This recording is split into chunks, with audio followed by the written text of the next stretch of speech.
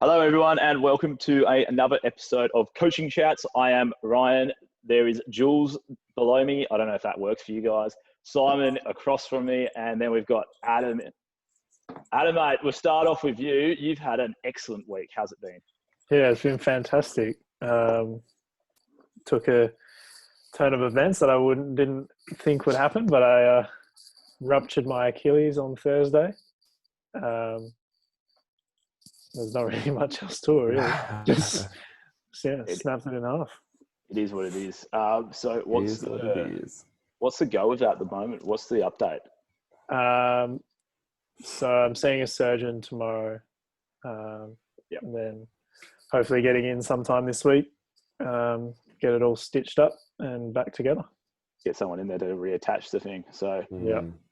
It's probably the best way to go. I think you were talking about the non-surgical option for a while there, but that was because I wasn't sure if it was fully ruptured or not. But then when I got an ultrasound last Friday, and they were like, it's completely in two pieces. So yeah, surgery is pretty much the best option. Yep, and we will be talking more about the Achilles tendon later in the quiz that I have made. So Simon, you're looking very much awake there in the corner. You've been stuck in the office. You have a new role now at FSC.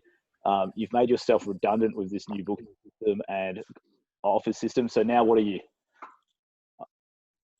I'm on holiday. You're the head of IT, mate. You're the director of IT. How does it feel to be moving into the technology realm? Yeah, it's awesome. Don't have to socialise.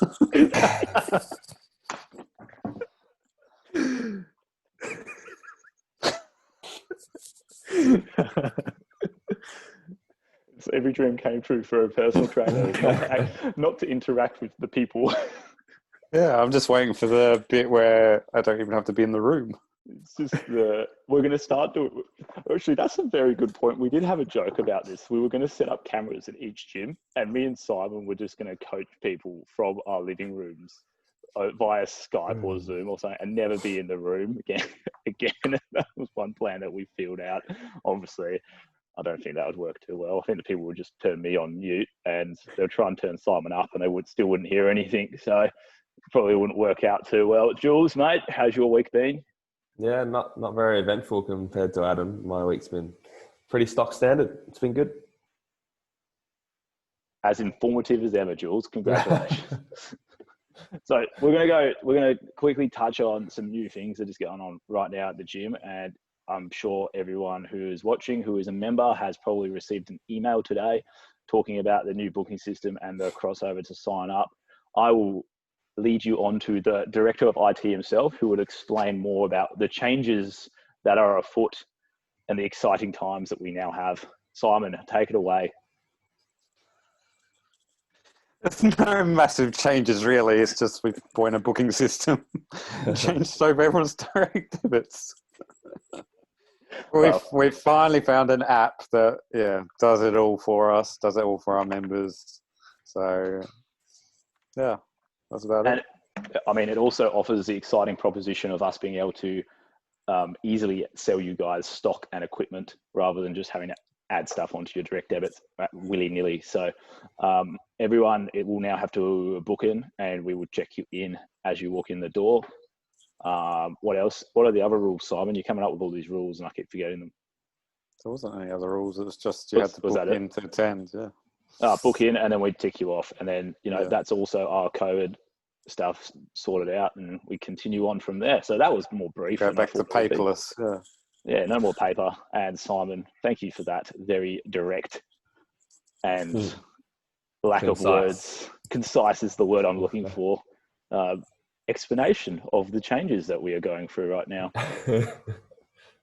Moving on swiftly from Simon's talkative behaviour, we are going to go and talk about today about cardio, the health benefits of cardio, and why it is important for people who are looking to get strong to do a bit of cardio. I've talked a lot up to this point, so I'm going to throw a handball over to Mr. Hops himself. Adam, hit us up. What are your thoughts on cardio? So, because you can do so much of it right now. Yeah, cardio sucks. Now, as much as cardio does suck, it is quite important. It's pretty much like the underpinning thing of like your work capacity. So you can become like really strong doing like 1 to 3 reps or whatever, but throughout the duration of a workout, the better aerobic base you have, the more capacity you have to perform work. So that's just like the most basic thing. And then like into sports as well, like even if your sport isn't one that requires you to run extremely long distances, so like say like I'll take basketball because that's the sport that I know most about. Compared to like just like marathon running, you still need a good base, because then your ability to recover. Let me take it back. So in a sport like basketball, you're like sprinting, stop, and you kind of get like small rests in between, like quick bursts of effort instead of like a marathon run where you're just kind of running the whole time. But in order to be more efficient at recovering between those bouts of sprinting, you need a good aerobic base. So you could do all of that sprinting, stop work, but if you don't have a good base, then you won't be able to recover as well between each effort, which means you'll get worse and worse progressively. But if you have a better base, you can recover nice and quick, then you can work nice and hard between those. So that's the importance of sport. And then I guess work capacity, or like the ability to perform my work, is like in the gym. That would probably be the most important, I'd say. Simon, you're known for your love of cardio throughout your swimming career and your post-swimming career. What are your top health tips about cardio and why are they important? Well, yeah, back in the day, I was actually king of cardio, but now I fucking hate it. The language again. Well, yeah, when I used to swim as a junior, like I did all the 400s, the 200s, like, and then, yeah, I did finish on 50s on like 5-minute rests. It was brilliant. I guess for health benefits, like just keeps the metabolism firing, the circulation. It's low impact generally for most people, and should regulate your sleep. I'm not sure if it regulates mine. But. Well, if you did some cardio, maybe it would. Well, over COVID, I was doing my 5K walks every day. I'm not doing them as much anymore, and I think that showed during paintballing on the weekend. But yeah, like for me, cardio is probably work capacity, and the way I do my work capacity is like farmer carries and things like that actually interest me. Like it's the only way I'm going to do it, and I'll only program the same thing that I'm willing to do to someone. I'm not going to give them some stupid run if I'm not willing to do it.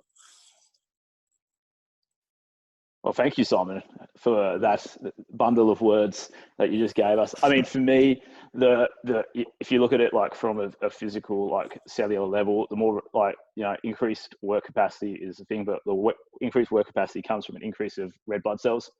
And that is really important when it comes to, your terms of your recovery in general.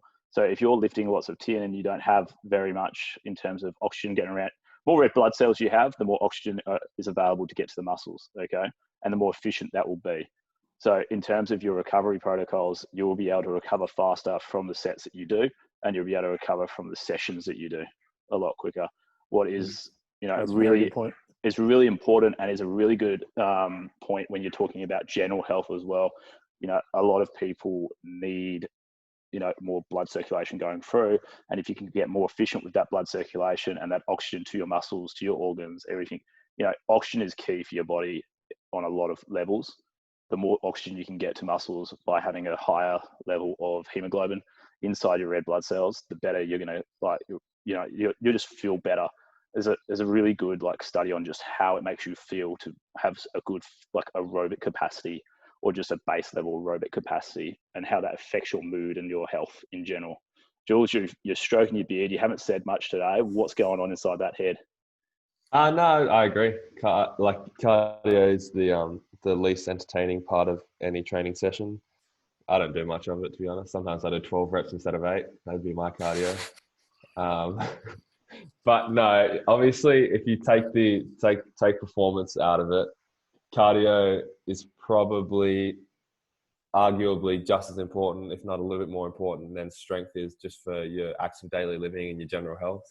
especially when it comes to your heart and your circulation, like you were just talking about with your blood circulation, oxygen delivery. So obviously having some sort of half decent cardiovascular base or capacity to complete work is super important for your general health. And then also nobody's mentioned, you guys have mostly said everything that needs to be said, but there's also so like a lot of cardio obviously takes up a lot of energy and burns more fat. So if you're looking to do that, then cardio is kind of unavoidable.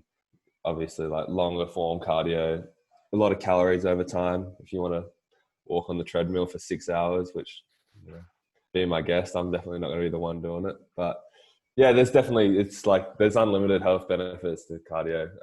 It's important, but it sucks. But there's fun ways to do it. Like I enjoy conditioning, like circuit conditioning, more than I enjoy running, walking, riding, swimming, most other things. Like boxing. Boxing's good. Yeah. Boxing's ripper. That's the thing. You just got to find what, like when people say cardio, everyone just thinks like, oh, treadmill, going for a run, riding a bike, going for a swim or whatever. But like Simon touched on, like cardio still includes stuff like farmer carries, and you just touched on like circuit training, boxing, all that kind of stuff. You just need to find what you're actually going to do and stick to, and then B, what works for you as well. Yeah. At the end of the day, the thing that you're training when you're doing cardio is your aerobic capacity, or some forms of aerobic capacity or anaerobic capacity. So you've got to, look at the system that you're training and apply that to what you enjoy. For example, I used to quite enjoy swimming when I was a swimmer. Like, surprise, surprise, I enjoyed the sport that I was participating in quite a lot. And, that was really good for me, and that was a good way for me to be fit and healthy. Like right now, I couldn't think of anything worse to do than go for a swim. I don't know if that's a bit of PTSD, but it's one of those things that I don't do, and I don't like doing it. Every time I give it another go, it's something that I get into for a little bit, and then I think it's more the case that I just go, God, I'm terrible now. I don't want to do this. I don't want anyone to see me swimming this badly. But it's swimming is a good example of a low impact, like high calorie burning form of fantastic for those reasons. But it's also the repetitiveness of it is massive. So I think like if you want to do good cardio, you've got to have a good variation of cardio and the different ways you're doing your cardio. So for example, that long steady state stuff is good, and it has its benefits in certain places. And then you've got to your repeat short sprints like Adam was talking about earlier with the basketball guys. Even like what Simon was talking about with just heavy farmer carries and stuff like that. Like that stuff's great for that aerobic capacity and just building, work capacity in general. Like, and you're building muscle at the same time. So there's obviously great benefits to that. Getting 2 for 1 with those ones that Simon's talking about is really important, really good.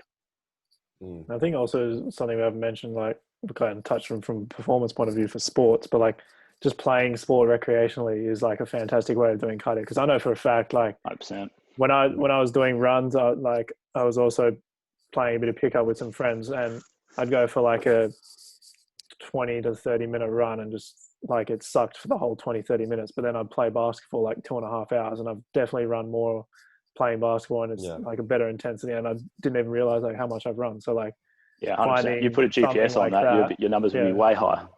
Yeah, so just finding like a sport you enjoy doing, or like some sort of activity where you don't feel like you're doing cardio, but you're actually like getting a reasonable workout is another good way of sprinkling in, I guess.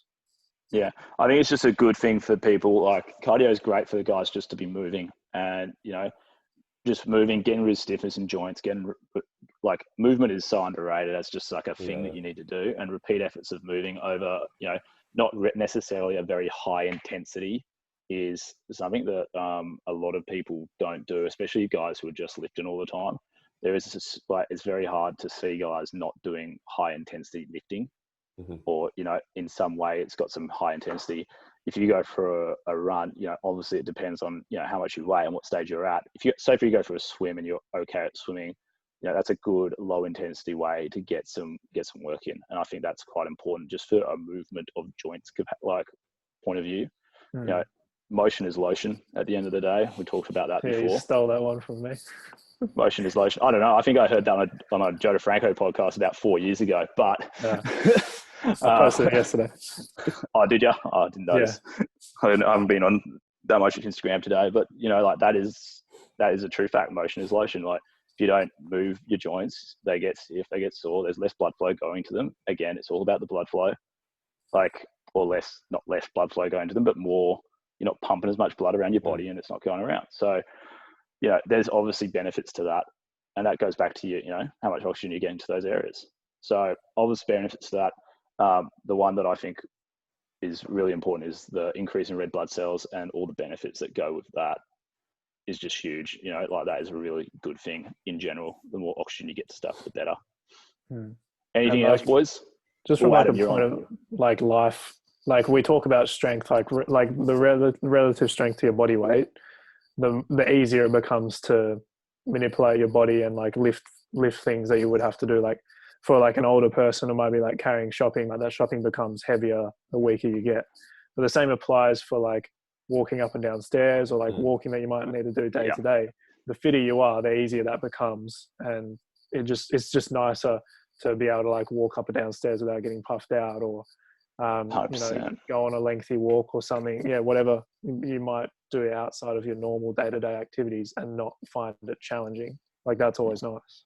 Yeah. So like, for me, my cardio is pretty much going walks with Annika to coffee and stuff like that. And that, like she's got a bit of a speed walk on her, but so it gets pretty intense if we're going uphill. But but like that's the cardio I enjoy, because I get to talk to Annika and we get to hang out for a bit and get coffee, and I like coffee. So it's all relative. But then also in saying that, like imagine if you weren't very fit, and then it becomes almost a chore to walk to the coffee shop. Like that's no fun as well. Then that walk's not enjoyable anymore. So just having that base level like work capacity, then that's good.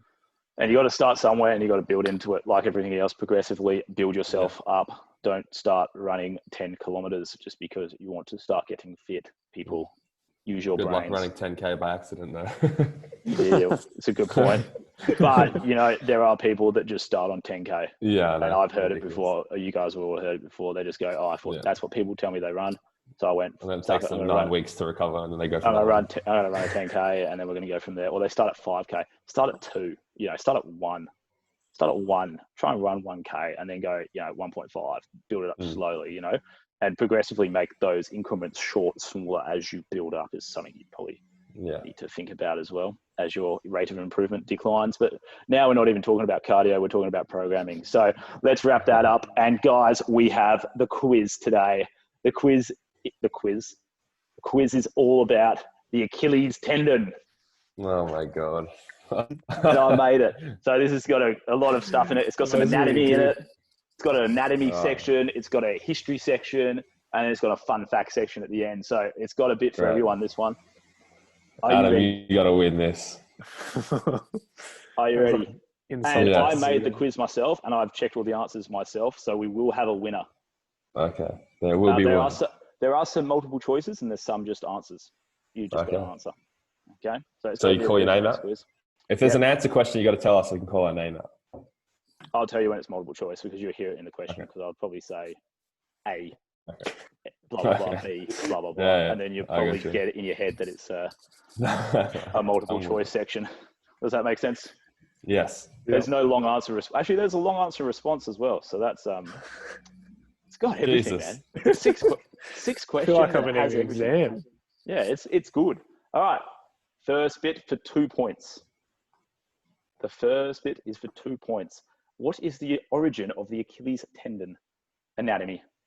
Oh, that's a good question. Remembering it's a tendon, not a muscle. So yeah. So wait, Adam.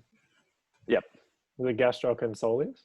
Yes, 100%. Yes, that would be the origin of the Achilles tendon, because it's a tendon, guys, not a muscle. I feel like I'm back at uni because I think I know the answer. And I don't want to say anything because I don't want to say what were you going to say, Jules? No, I knew it was gastroc. I wasn't 100% on the soleus. Yeah, you're like sitting in a tube. You think you know the answer, but you don't want to call out in case you're wrong.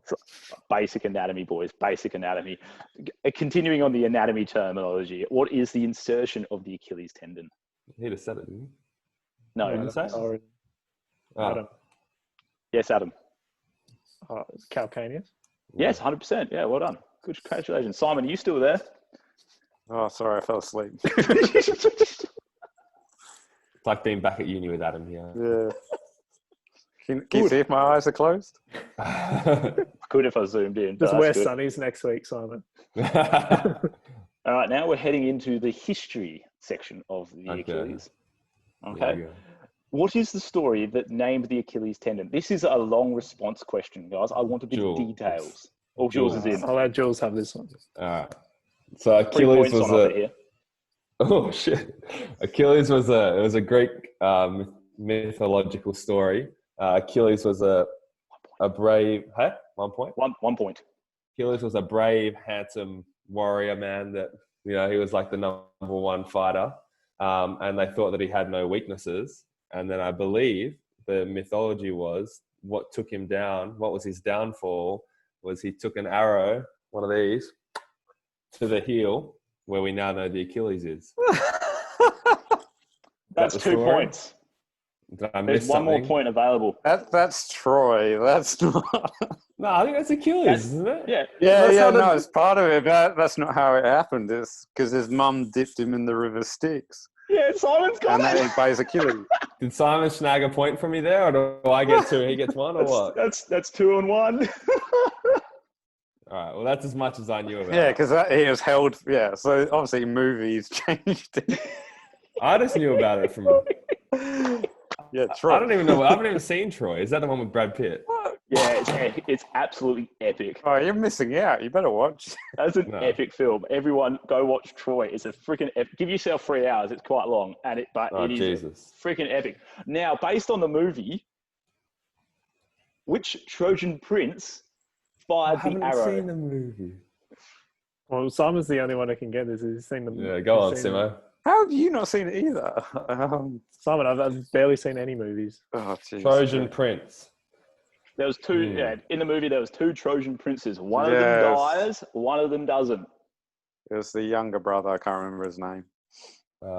Named after a city.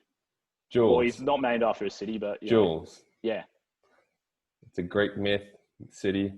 His name was Athens. No. Good process of elimination. Not a Greek city. Oh, Fremantle. I don't know. European city, quite famous. I mean, that narrows it down. Are we just guessing until someone gets it? Common name for someone. It's quite a common name. Yes. Croissants. Paris. Well, who's saying their name first and playing by the rules? Paris. We're going to give that one to Simon, okay? Okay, here comes the multiple choice section. Oh, boy. So what are we on? We're on 2, 3 for Adam, 2 for Jules, 1 for Simon. Yeah. Simon's got 2. Yeah. Oh, he does, doesn't he? 2, 2, 3. This is the closest quiz we've ever had. Simon's woken up. Here's a bit of the fun facts, and there are multiple choice. There are 4 multiple choice options to this question. Is the Achilles the thickest and loosest tendon in the body, the thickest tendon in the body, the loosest tendon in the body, the stiffest and shortest tendon in the body? Hey. Say them again. Is the Achilles A, the thickest and loosest tendon in the body, B, the thickest tendon in the body, B, C, the loosest tendon in the body, or D, the stiffest and shortest tendon in the body? Not C or D. B. It's A or B. Jules. Are we still playing by the rules? You're all putting your answers down. Everyone puts in like a thing. Yeah, no. I don't think it's A. I think it's B too. So B for Jules, B for Adam. Well, I was going to say B or maybe D. I don't think it's D. Well, it's definitely not D because it's not as short as. Adam, let him have his wrong answer. I'll go B then. You're all incorrect. It's A. No way. There's no way it's the loosest. It is. It's the loosest. What is for you, Adam? Yeah, when it's not attached. It's the loosest. How's it the loosest? Yeah, I wouldn't have thought so. Where was your? Where did you get this what's your information source from? information? Hang on, let me find it.